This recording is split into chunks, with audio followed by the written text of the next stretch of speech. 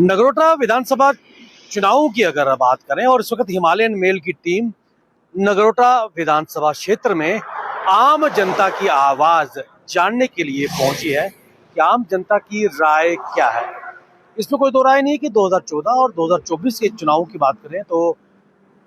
स्वर्गीय देवेंद्र सिंह राणा 2 बार यहाँ से एमएलए निर्वाचित हुए हैं और यही कारण है कि भारतीय जनता पार्टी ने उनकी पुत्री सुश्री देवयानी राणा के चेहरे पर मोहर लगाई है और उन्होंने अपने नामांकन फाइल किया है। लेकिन इन सब के बीच नगरोटा विधानसभा के जो बाई इलेक्शंस हैं काफी इंटरेस्टिंग होते जा रहे हैं और शतरंज की बिसात पर हर राजनीतिक पार्टी अपनी जो दाव है वो खेलती हुई नजर आ रही है और साम दाम दंड भेद की राजनीति होती हुई नगरोटा विधानसभा में दिखाई दे जा रही है। हम सब जानते हैं कि जिस दिन देवयानी राणा का नामांकन पार्टी हाईकमान ने तय किया था तब से अंतरकला भारतीय जनता पार्टी में साफ नजर आ रही थी और उसी दिन एमपी जुगल किशोर के जो भाई हैं नंद किशोर शर्मा 35 साल से लगातार नगरोटा असेंबली कॉन्स्टिट्यूएंसी में काम कर रहे थे। उनको मनाने के लिए सत शर्मा और उनके साथ श्यामलाल शर्मा उनके घर पहुंचे थे और कहीं ना कहीं उनको अपीज करने का प्रयास किया जा रहा था। तो कहीं ना कहीं भाजपा में भी सब कुछ ठीक नहीं है। लेकिन सबके बीच जम्मू कश्मीर के मुख्यमंत्री उमर अब्दुल्ला ने अभी 3 दिन पहले कहा था कि बड़गाम से नेशनल कॉन्फ्रेंस अपना पार्टी उम्मीदवार खड़ा करेगी और कांग्रेस अगर चाहे तो नगरोटा विधानसभा क्षेत्र से कांग्रेस को के कैंडिडेट पर सहमति बन सकती है। लेकिन कांग्रेस ने उस सीट पर अपना रिफ्यूजल दिया और यही कारण है कि उसी दिन नेशनल कॉन्फ्रेंस को अपनी सिटिंग डीडीसी मेंबर जो डंसाल से हैं शमीम बेगम उनको मैदान में उतारना पड़ा। इसमें कोई दो राय नहीं है कि पिछले वर्ष 2025 में नेशनल कॉन्फ्रेंस ने जोगेंद्र सिंह काकू के नाम पर मोहर लगाई थी और नेशनल कॉन्फ्रेंस पार्टी दूसरे नंबर पर रही थी। क्या कारण है कि जनता आज भी पूछ रही है कि जोगेंद्र सिंह काकू को दोबारा पार्टी ने अपना मैंडेट नेशनल कॉन्फ्रेंस ने क्यों नहीं दिया? एक बड़ा सवाल राजनीति गलियारों में नेशनल कॉन्फ्रेंस से लोग पूछते नजर आ रहे हैं। वहीं शमीम बेगम की अगर बात करें तो माना यह जा रहा है कि शमीम बेगम, कई माहिरीन का ये मानना है कि जम्मू कश्मीर में पहली गुज्जर कम्युनिटी की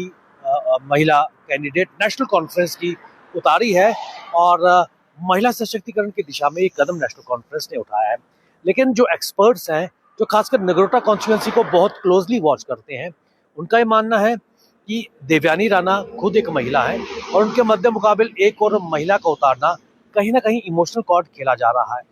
दूसरी चीज जो निकलकर सामने आ रही है कि हर्षदेव सिंह जो पूर्व शिक्षा मंत्री रह चुके हैं Jammu Kashmir national panthers party के, पिछले 6-7 महीनों से लगातार नगरोटा विधानसभा क्षेत्र में लोगों के साथ मिलजुल रहे हैं, उनके साथ काम करते हुए नजर आ रहे हैं। और ऐसे में हर्षदेव सिंह ने कांग्रेस और नेशनल कॉन्फ्रेंस से अपील की थी कि वो दोनों पार्टियां हर्षदेव सिंह को सपोर्ट करें और एक कंसेंसस कैंडिडेट वहां से उतारें और ऐसा कुछ नहीं हुआ। और इंडी ब्लॉक, क्योंकि नेशनल कॉन्फ्रेंस पीडीपी और कांग्रेस इंडी ब्लॉक के घटक दल है और एक संयुक्त कैंडिडेट उतारने में खासकर हर्षदेव सिंह ने अपील भी की थी, वो नहीं मानी गई और उसके बावजूद हर्षदेव सिंह अब Jammu Kashmir national panthers party के उम्मीदवार के तौर पर उतरे हैं। अनिल शर्मा की अगर बात करें, ऑल जे के पंचायत कॉन्फ्रेंस के आप चेयरपर्सन भी हैं और बागी भाजपा कैंडिडेट निर्दलीय तौर पर मैदान में उतरे हुए हैं। क्या शमीम बेगम को मैंडेट देकर नेशनल कॉन्फ्रेंस ने एक बड़ा कार्ड खेला है? माहिरीन का यह भी मानना है, जो एक्सपर्ट्स हैं इस विधानसभा क्षेत्र में काम करते हुए नजर आ रहे हैं, उनका यह मानना है कि कहीं ना कहीं शमीम बेगम जो एक मुस्लिम फेस है वो इस विधानसभा से जो मुस्लिम वोट्स हैं वो नेशनल कॉन्फ्रेंस की झोली में लाने का प्रयास करेंगे और एक तरफा मुस्लिम वोट नेशनल कॉन्फ्रेंस की झोली में आएंगे। और माहिरीन का यह भी मानना है कि ये दाव इसलिए खेला गया ताकि नेशनल कॉन्फ्रेंस की अगर माने देवेंद्र सिंह राणा कई सालों तक नेशनल कॉन्फ्रेंस और उमर अब्दुल्ला के बहुत ही करीबी माने जाते थे और यही कारण है कि देवयानी राणा की जो जीत है उसको इजी बनाने के लिए शमीम बेगम को मैदान में उतारा गया है, ताकि वोट की जो पोलराइजेशन है, नेशनल कॉन्फ्रेंस मुस्लिम वोट तोड़े और देवयानी राणा की जो जीत है वो न केवल सुनिश्चित हो, बल्कि 48,000 जो वोटों का मार्जिन जो दिवंगत स्वर्गीय देवेंद्र सिंह राणा जी ने हासिल की थी, उससे बड़ी भारी जीत देवयानी राणा की मिलती हुई नजर आए। और इसमें कोई दो राय नहीं है कि अपने नामांकन भरने के दिन देवयानी राणा ने जो हुंकार भरी थी, नगरोटा वासी और नगरोटा विधानसभा के लोग उस हुंकार को भली भांति जानते हैं। क्या ये एक easy cake walk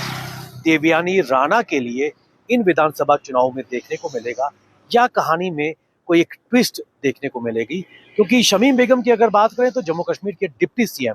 Surendra Chaudhary ने बिल्कुल साफ किया था कि नेशनल कॉन्फ्रेंस न केवल बड़गाम बल्कि नगरोटा विधानसभा सीट भी जीतेगी। और अगर कांग्रेस पूरी तरह नेशनल कॉन्फ्रेंस की शमीम बेगम को सपोर्ट करेगी तो निश्चित तौर पर कहानी में बदलाव आ सकेगा। लेकिन ये क्या संभव हो पाएगा, क्योंकि राजनीति में इफ्स एंड बट्स नहीं चलता, जो प्रैक्टिकलिटी में काम होता है उसी का असर देखने को मिलता है। नेशनल कॉन्फ्रेंस और कांग्रेस के बीच मतभेद खासकर राज्यसभा की सीट को लेकर गहराते हुए जा रहे हैं। तो सवाल ये उठना लाजमी है कि क्या कांग्रेस पार्टी नेशनल कॉन्फ्रेंस को नगरोटा विधानसभा सीट में अपना समर्थन देगी? ये एक बड़ा प्रश्न चिन्ह निकलकर सामने आया है, क्योंकि ठाकुर बलवान सिंह की अगर बात करें, वो भी प्रयासरत थे कि अगर कांग्रेस की तरफ से यहाँ विधानसभा सीट की टिकट मिलेगी तो बलवान सिंह उसके लिए प्रबल दावेदार थे। लेकिन ऐसा नहीं हुआ, क्योंकि कांग्रेस ने इस सीट से अपनी दावेदारी वापस ली है। शमीम बेगम मैदान में है, और क्या शमीम बेगम के फेवर में कांग्रेस साथ आएगी? अगर कांग्रेस वाकई ही साथ नेशनल कॉन्फ्रेंस के चुनाव में आती है तो शायद यहाँ के परिणाम का गणित बिगाड़ सकती है और देवयानी राणा के लिए मुश्किलों की राह इन विधानसभा चुनाव में होगी। बहरहाल आज नामांकन की स्क्रूटनी होगी और 24 तारीख नामांकन वापस लेने की तारीख है, और 11 नवंबर को नगरोटा विधानसभा चुनाव में इलेक्शन डाले जाएंगे। और देखने वाली बात है कि इस बार जो शतरंज की बिसात पर जनता किसे अपना जनादेश देगी, उसका हम भी इंतजार करेंगे। बने रहिए आप हमारे साथ, हमें दीजिए इजाजत, नमस्कार।